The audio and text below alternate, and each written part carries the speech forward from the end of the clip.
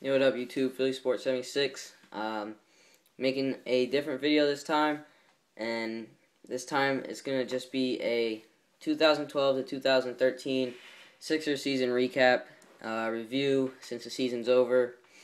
Ended it with a win against the Pacers. Kind of a good way to end a really disappointing year. So basically, I just wanted to talk about basically the whole year and recap and preview for next year. By the way, it's not going to show any autographs, so if you want to see autographs, then this isn't the video for that. I didn't get out to any of the last two games, so there's not going to be any more recaps till next year from the Sixers. I'll definitely be going to some Phillies games, though, so stay tuned for that.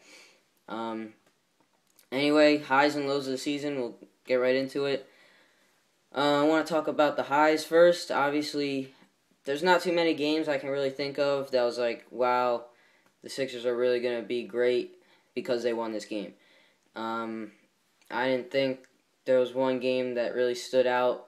The one I could really think about was the win against Los Angeles. The Lakers in Staples Center January 1st. It was a really good game, and they were able to win it. And they don't usually win those games, but that's really the only win that stands out to me. I don't know if you have a different opinion on some. I know there was some really good games, but that was just like the biggest one to me. Obviously, Jrue Holiday being an All-Star, that was great for us. It was a really good idea to re-sign him to a max deal before he became an All-Star, because then he'd be looking for a lot of cash, and maybe the Sixers wouldn't pay it. I don't know why, but whatever. So got him for cheap, and now he's going to be really good. Also, the emergence of Thad Young, he's definitely going to be huge for us in the future, and he's definitely, I mean, if he keeps up, he's got to be an All-Star one day. And also the young talent on the Sixers, they don't have a lot, but Arnett Moultrie definitely proved himself this year at the end of the year. When he was able to get into some games, I'll talk about that later, but I definitely feel like he's going to be great in this league. Kind of reminds me of Maurice Spates, who was a guy the Sixers dumped off to Memphis, who's with the Cavs now. And he actually commented on Doug Collins. I'll get into that later, but he kind of reminds me of his game. He really hustles hard, and I really hope that he does have a great NBA career with the Sixers. And also Justin Holiday. I don't know if the Sixers really brought him up as a publicity thing just to play with his brother, but if he really does have game, and he's proven some good things in the last couple weeks, but he scored 11 the other day, which is pretty good. But hopefully he can get into the picture. So obviously the lows, definitely Andrew Bynum totally sucked. Absolutely opposite of what we thought we would get here in Philly. So plenty to talk about with Andrew Bynum, and I just don't really want to talk about it because he really screwed us over. But I'll get into that. Doug Collins resigning. He announced it like 3 games left in the season that he's not going to return to be the coach, more than likely. So that sucks. I really like Doug, and I'll get into him later as well. Also, Evan Turner, I feel like this is his third year in the league, and he still hasn't really gotten any better than what he was the first year. He still dribbles the ball up the court, doesn't pass, takes stupid shots, and I just don't feel like he's really worked hard to improve his game. I know he's had more scoring this year, but I just feel like there's times when he just takes the dumbest shots when we don't need it. For example, the other game, Sixers are down by 2. It was against Washington, I think, and 1 minute 47 seconds left. Obviously, a lot of time left, but you would like to tie the game up by then, put pressure on the Wizards. He runs down the court. He gets his own rebound, runs down the court, doesn't even think to pass. He's double-teamed. He takes a shot, stupid shot, and then the Wizards get out in transition and score, give them the lead.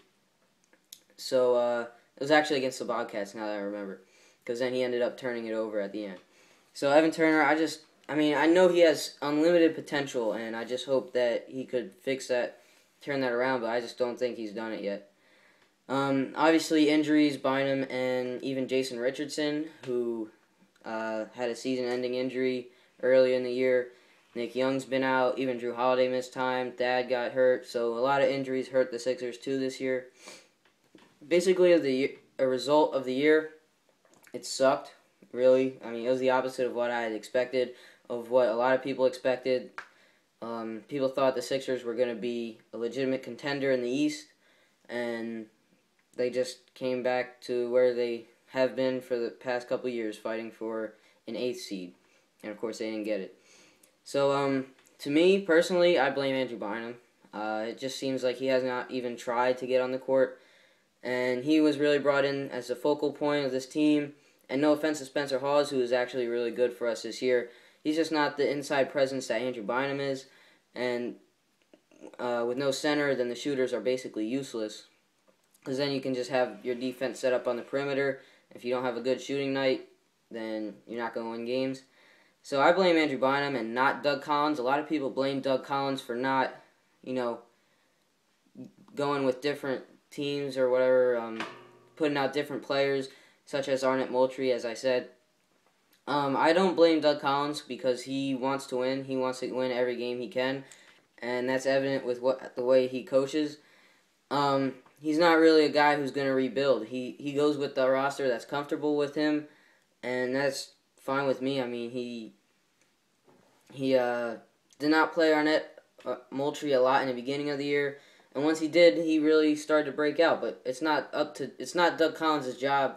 It's his job to win games, and he put the team out there that could have won games. I don't think it's fair to blame a guy for not putting a puzzle together with all the pieces. I think that's a really good analogy for it. I mean, how can you expect a guy to win games when he's missing Andrew Bynum, he's missing Jason Richardson, the two guys you got from a trade that sent away Andre Iguodala, Lou Williams basically is gone from that, and Nick Vucevic, who had an outstanding year in Orlando, and so you're losing all those guys, Elton Brand also, and Jody Meeks, and you're expecting him to win. So it's basically the same team as last year, just without, basically two All-Stars, Lou Williams, who could have been a six-man, and it just keeps going on. So I don't blame Doug Collins, and it's sad that he's resigning, but, the captain goes down with the ship, but I just don't think it should be Doug Collins' fault, and I really wish he had gone out with a winning year, hopefully a championship or whatever, but I wish him the best of luck. New coaching thoughts, I don't really know who's going to be a new coach. I heard Aaron McKie, his name was brought up by Stephen A. Smith, but I don't know. I think the new coach needs to be a winner. I really don't want to sit through another rebuilding year, which is what next year is supposed to be. That's just not going to be fun for anyone. And I think the Sixers have the talent to win. It's just they got to bring in the right pieces. Which gets to my next point. Big pieces to move. Obviously, Andrew Bynum, get rid of him. Don't even think about re-signing him because in case you haven't known, he has bilateral knee something, and basically his injury will never heal. He might return next year or whatever, but he'll never be the same. So you got to get rid of him while he might still be worth something. So get him out of Philly as soon as possible. Move him. I don't even care. I know Kwame's on the Sixers, but I would trade Andrew Bynum for Kwame Brown. Because at least Kwame Brown sits on the bench. I mean, Bynum didn't even do that this year. He didn't even go to the team picture, which was really pathetic. He didn't deserve to be in it anyway. So, the new team for next year, basically, I think Drew Holiday, Thaddeus Young, Spencer Hawes, Arnett Moultrie, and Darrell Wright, who's a free agent, need to all stay, as well as Swaggy P. For sure, keep those guys. So that's 6 guys, and NBA rosters at probably 12 or 13. So dump everybody else off. Possibly keep Damian Wilkins. I mean, he was pretty good for us down the stretch. But that's basically it. I say move Evan Turner while you can still get something for him. I wish him the best if he were to leave or be traded, but I just don't think he fits in Philly. And so hopefully it's not a rebuilding year next year. That's what I think. I still love the Sixers for sure. I mean, I wouldn't be making this video if I didn't.